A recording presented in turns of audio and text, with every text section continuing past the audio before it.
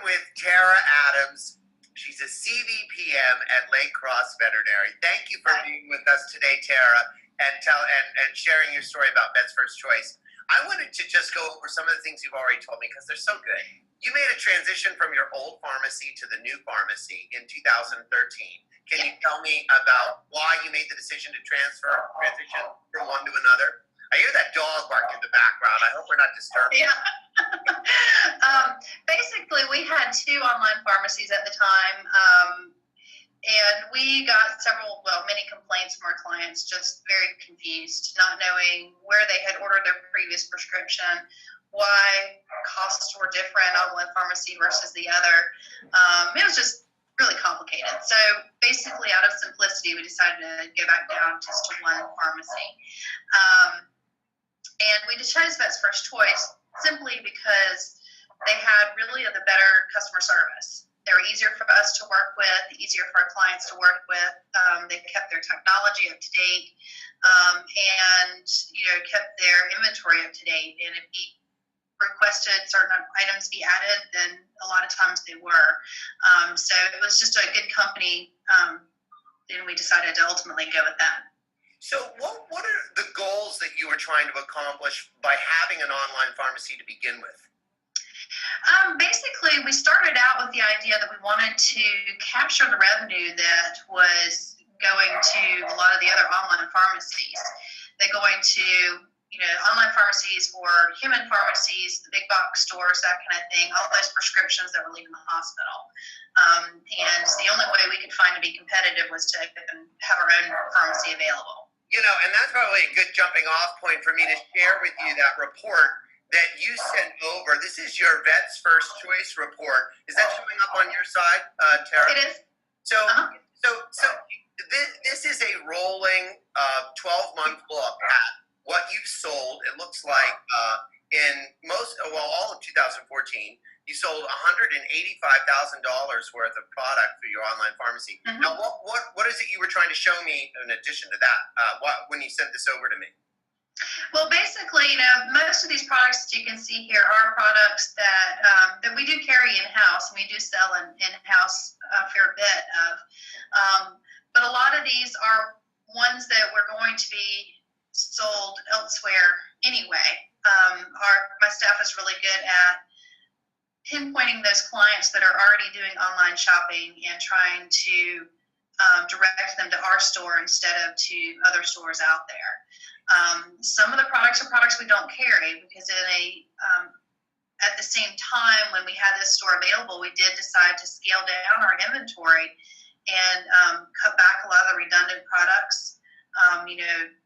A lot of redundant antibiotics, and who can carry all 12 brand new flea and heartworm preventatives that come out every month or so. So this gave us the ability to have those products still available, but not have to actually carry them in-house. So you're telling me that the lion's share of this revenue is stuff that would have gone to third parties if you didn't have an online store, and also all the redundant inventory that you got rid of or stuff. That's really great. And then you also shared this report with me. This is your Cornerstone Performance Tracker report, and you can see this on your screen. Mm-hmm. Yeah. So this is 2013, 2014, and what were you trying to show me when you sent this to me? So you can see pretty easily our gross sales were pretty flat, and had been for a couple years. I think in today's economy, to be flat, we're lucky to be flat. We have been able to, the sales that we have reduced with our inventory, because it has reduced, we have picked up with our services.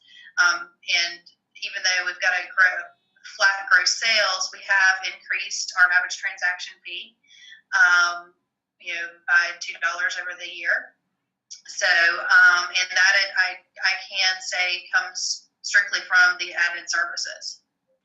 So you're saying that you feel like you're moving from inventory, you're moving away from inventory sales and moving towards more service sales. Yeah. That's great. And then then the other thing that we talked about, and it's my favorite part of the story, is that you were saying that when you when you were reducing the inventory in 2013 and moving it into the online store, you had a savings in inventory, and then you pushed that savings into this new vertical that you're creating. So just tell them about that new vertical service that you've done. We did. We have expanded our services to be able to offer a rehabilitation service. And it is a referral service, so we can't take full credit for all the new clients, but they certainly are people that are in our hospital, talking to their friends and, getting the word out about us. We've gotten several new clients just from, being referred by friends who have come through the rehab center. But it's additional income that we wouldn't have had if we hadn't been able to add those extra services. Yeah, you were saying it's an underwater treadmill, added laser, and I love that. I guess we're never going to get rich on physical therapy. We're not going to make a lot of revenue.